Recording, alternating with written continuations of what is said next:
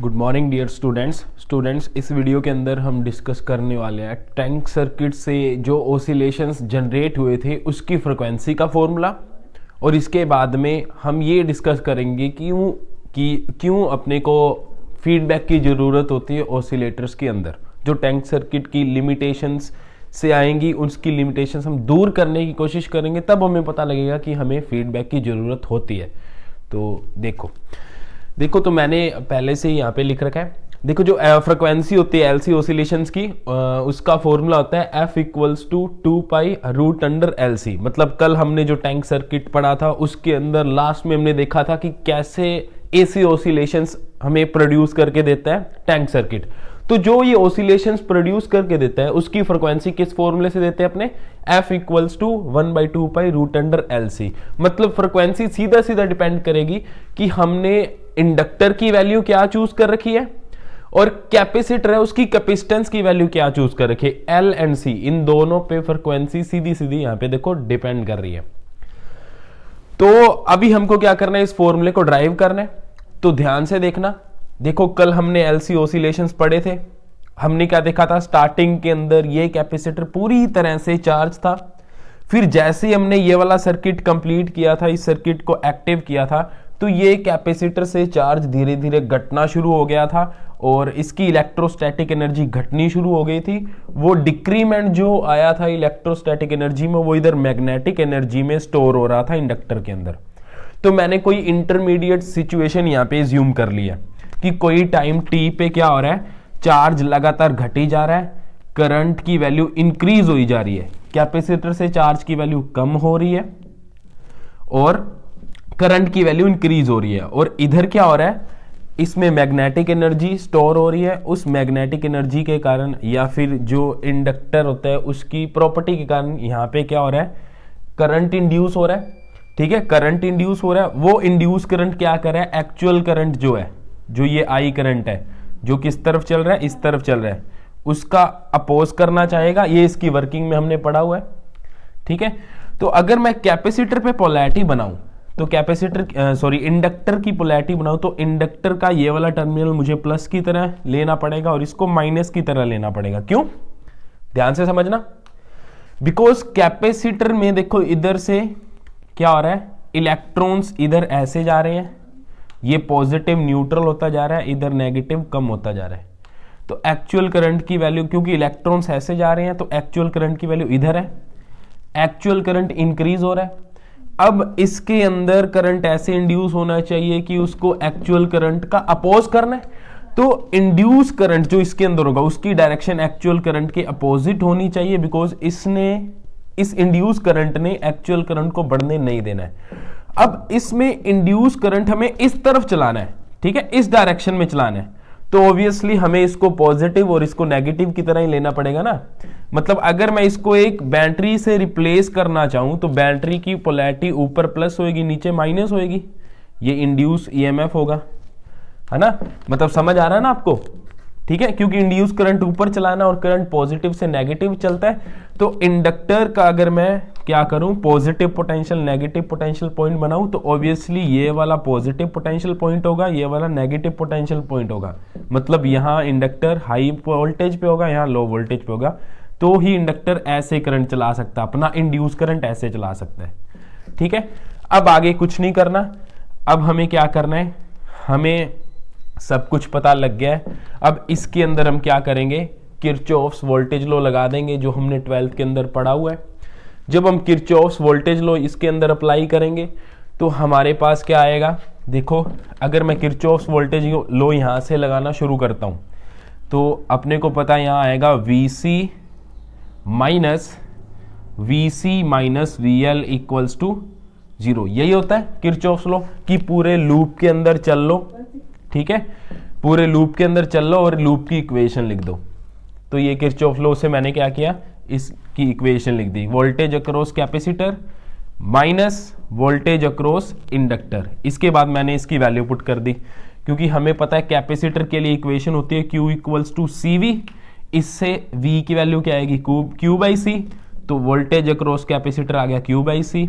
और इंडक्टर के लिए हमें पता है ये इक्वेशन होती है, flux is directly proportional to I। और जब ये प्रोपोर्शनैलिटी का साइन हटता है तो यहाँ पे एल आई आता है, ठीक है। और इंड्यूस ईएमएफ की वैल्यू क्या होती है, इंड्यूस ईएमएफ की वैल्यू क्या होती है, D phi by D T, ठीक है। अगर मैं उसके सिर्फ मैग्नीट्यूड की बात करूं और इसको सॉल्व करके हमारे पास d I by D t आती है, ये चीज़ भी आपने 12th क्लास के अंदर पढ़ी हुई है, ठीक है। EMF induce in A inductor, और ईएमएफ वोल्टेज ही तो होती है, तो इससे मैंने वीएल की वैल्यू रख दी।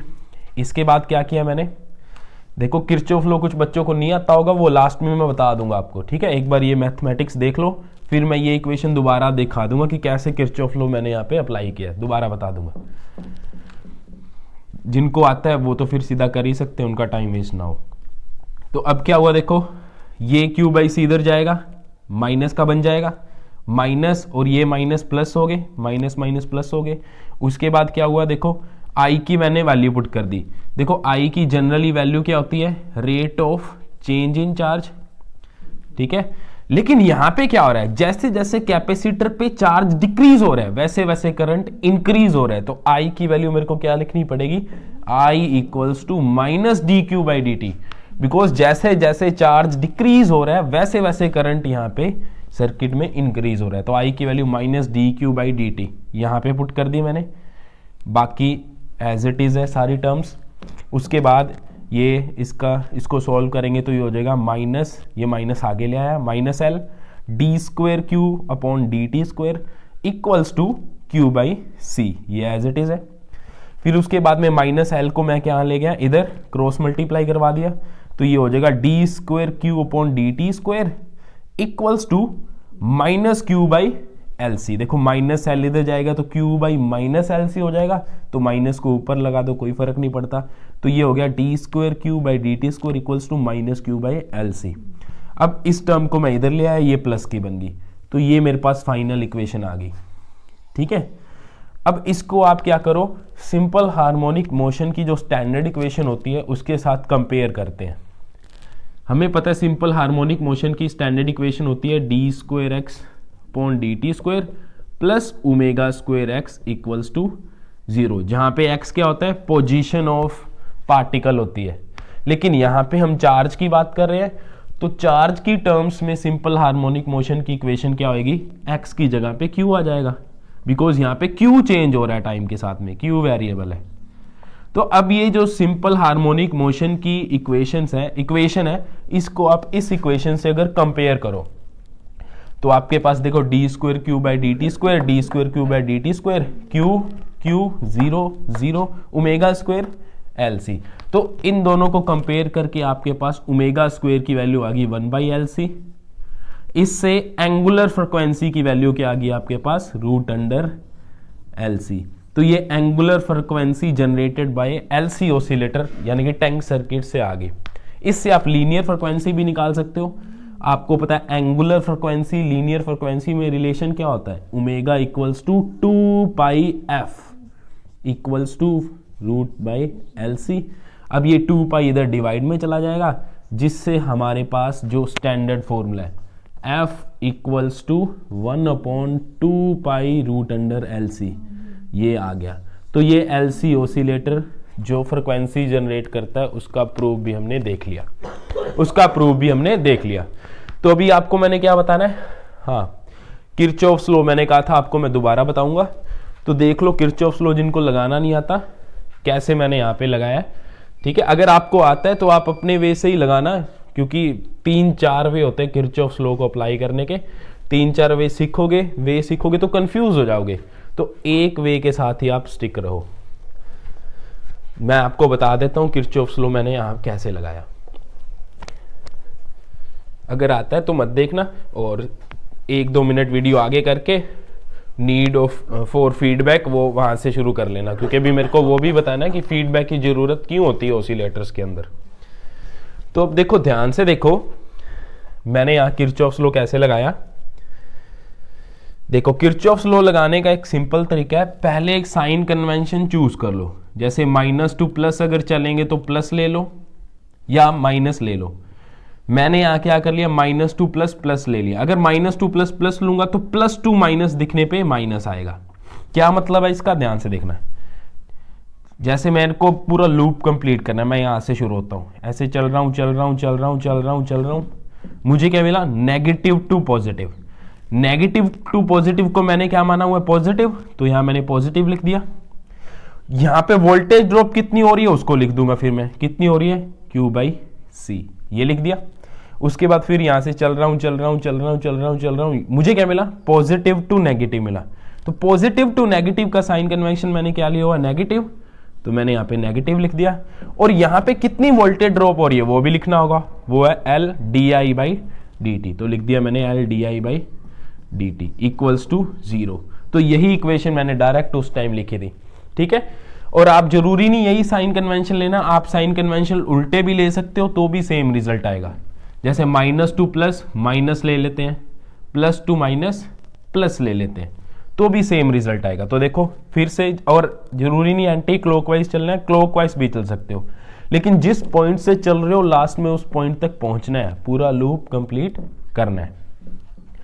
चलो दोबारा से करते हैं, ये जा रहा हूं जा रहा हूं जा रहा हूं, negative to positive, negative to positive मैंने नेगेटिव लिया तो मैंने लिख दिया नेगेटिव। वोल्टेज ड्रॉप कितनी हो रही है इस डिवाइस पे, Q बाई सी लिख दिया। उसके बाद जा रहा हूं जा रहा हूं जा रहा हूं जा रहा हूं जा रहा हूं, प्लस टू माइनस आ गया, प्लस टू माइनस को हमने प्लस लिया हुआ तो प्लस लिख दिया। कितनी वोल्टेज ड्रॉप हो रही है यहाँ पे, L D I by D T equals to 0।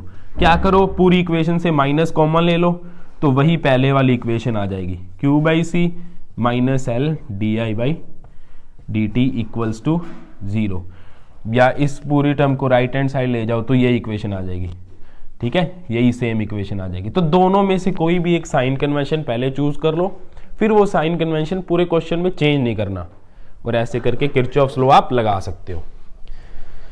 चलो अब है नीड ऑफ फीडबैक, जो इस वीडियो के अंदर मैं बताने वाला हूं, और इसके बाद जो नेक्स्ट वीडियो होगी उसके अंदर मैं आपको प्रिंसिपल ऑफ ऑसिलेटर यानी कि बार्कहाउज़न कंडीशन, जो बहुत ही इंपॉर्टेंट टॉपिक है ऑसिलेटर्स का, वो बताने वाला हूं।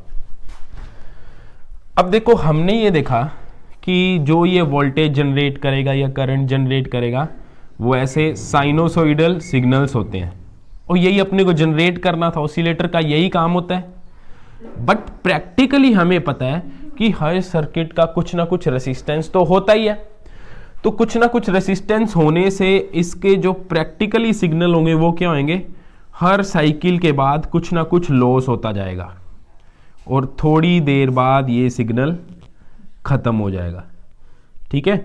तो डैम्पिंग होती रहेगी लगातार। हमें क्या करना है, हमें तो कंटिन्यूसली क्या चाहिए, अल्टरनेटिंग सिग्नल चाहिए, साइनोसॉइडल सिग्नल चाहिए। तो इसके लिए हमें क्या करना होगा, जितना भी लॉस हो रहा है हर साइकिल में वो पूरा करना होगा। अब मैं ये सपोज कर लेता हूं कि ये 10 वोल्ट की थी और हर साइकिल के बाद इसमें 2 का लॉस होता जा रहा है, 2 का लॉस होता जा रहा है। तो अब मैं क्या कुछ ट्राई करता हूं, ठीक है, 2 करता करता यहां तक फिर 0 ही हो जाएगा। तो अब मुझे पता है, ये एक एग्जांपल ले रहा हूं, कितना भी लॉस हो सकता है। तो अब मैं क्या करूं, मुझे तो लगा था 10 वोल्ट चाहिए, अब मुझे ये पता है कि हर साइकिल के बाद 2 वोल्ट का लॉस हो रहा है। तो मैं क्या करूं, जो हमारा एलसी सर्किट है उसमें बाहर से क्या करूं, 2 वोल्ट की बैटरी लगा दूं। 2 वोल्ट की बैटरी लगा दूं तो क्या उससे ये जो डैम्पिंग है वो ओवरकम हो पाएगी, मतलब जितनी भी डैम्पिंग हो रही है हमें तो उसको कवर करना है। हमें तो लगातार 10 वोल्ट 10 वोल्ट 10 वोल्ट का सिग्नल चाहिए, 10 volt 10 volt 10 volt AC signal चाहिए। तो बैटरी लगाने से ये कमी पूरी नहीं हो सकती। क्यों नहीं हो सकती, मान लो मैंने क्या किया, 10 वोल्ट 2 वोल्ट की बैटरी लगा दी, पॉजिटिव 2 वोल्ट की बैटरी लगा दी, तो ये 2 वोल्ट की बैटरी हमेशा इसको 2 वोल्ट का सपोर्ट देगी, ऑब्वियसली देगी। तो 10 वोल्ट, अब ये 2 वोल्ट की जो कमी आएगी उसको कौन पूरा कर देगा, ये पूरा कर देगा। यहां पे क्या हो जाएगा, वापस 10 वोल्ट हो जाएगा। बट इधर क्या होगा, देखो इधर क्या है, माइनस 10 वोल्ट था होना था, ये 2 वोल्ट उल्टा इसको और कम कर देगा, क्योंकि इसने तो लगातार पॉजिटिव 2 वोल्ट ही देना है। इधर ये क्या रह जाएगा, माइनस 8 वोल्ट। सिमिलरली अब अगले साइकिल में क्या होगा, 10 से यहां 8 आना चाहिए, 2 वोल्ट बैटरी सपोर्ट कर देगी, वापिस इधर 10 वोल्ट हो जाएगा। बट इधर क्या होगा, ये 2 वोल्ट बैटरी ने तो हमेशा प्लस का 2 वोल्ट देना है, इधर माइनस 8 से किधर हो जाएगा ये -6 हो जाएगा। तो इस तरह से प्रैक्टिकली बैटरी एक्स्ट्रा लगाने से काम नहीं हो सकता। ठीक है, दूसरा ऑप्शन क्या है? चलो दूसरा ऑप्शन ये है कि हमें 2 वोल्ट AC कंप्लीट करनी है। ऊपर वाला साइकिल बैटरी से कंप्लीट होता है, नीचे वाला साइकिल बैटरी से कंप्लीट नहीं होता। तो हम क्या करते हैं, 2 वोल्ट का AC सिग्नल ही एक्स्ट्रा में लगा देते हैं LC सर्किट के साथ। तब भी ये कमी पूरी नहीं हो सकती। क्यों नहीं हो सकती? क्योंकि देखो जरूरी नहीं है कि हर साइकिल में 2 वोल्ट का ही लॉस आएगा, ये कोई जरूरी नहीं है। रेसिस्टेंस की वैल्यू बिकॉज टेम्परेचर पे डिपेंड करती है, तो टेम्परेचर चेंज होने से रेसिस्टेंस की वैल्यू चेंज हो जाएगी, जिससे ये जो भी लॉस आ रहा है, जो भी डैम्पिंग आ रही है, वो चेंज भी हो सकती है। ठीक है, तो फिर अपने तो एक बार 2 वोल्ट एक्स्ट्रा AC लगा के छोड़ दी, ये तो लगातार 2 वोल्ट का लॉस पूरा करेगी। अब पता लगा 1 मिनट बाद लॉस 3 वोल्ट हो गया। ठीक है, तो फिर ये सिग्नल तो 2 वोल्ट का ही सपोर्ट देगा, तो फिर उसके बाद में फिर से डैम्पिंग स्टार्ट हो जाएगी। तो परमानेंट सोल्यूशन नहीं है कि LC सर्किट के साथ हम एक्स्ट्रा 2 वोल्ट का AC सिग्नल लगा दें। तो हमें अब क्या करना होगा, हमें इसका प्रैक्टिकल सोल्यूशन ये है कि हर बार क्या हो, उतना ही फीडबैक मिले इसको, उतना ही सपोर्ट मिले जितना लॉस हो रहा है। अगर 2 वोल्ट का लॉस हो रहा है तो 2 वोल्ट ही इसको मिले, अगर 1.5 वोल्ट का लॉस हो रहा है तो 1.5 वोल्ट का ही सपोर्ट मिले, और कंटिन्यूसली सेम वोल्टेज बनी रहे, अल्टरनेटिंग वोल्टेज की, अल्टरनेटिंग करंट है तो करंट की। तो ऐसा सिर्फ तभी पॉसिबल हो सकता है जब हम इसमें फीडबैक दें। तो इसलिए फीडबैक की जरूरत पड़ी। अब फीडबैक कैसे देंगे, ये अपने प्रिंसिपल ऑफ ऑसिलेटर यानी कि बारखाउज़ेन कंडीशन भी जिसमें है उसमें पढ़ेंगे, कैसे हम इसमें फीडबैक देंगे। जितनी हमें कमी पूरी करनी है उतना ही फीडबैक आएगा, और DC से हमें बहुत अच्छी AC बन के मिलेगी। तो बहुत इंपॉर्टेंट वीडियो होने वाली है नेक्स्ट। ठीक है, मिस मत करना, और इस चैनल को, इस वीडियो को ज़्यादा से ज़्यादा शेयर करो ताकि लोगों को पता लगे कि यहाँ पे BSc MSc की वीडियो भी अपलोड हो रही हैं। Thank you so much.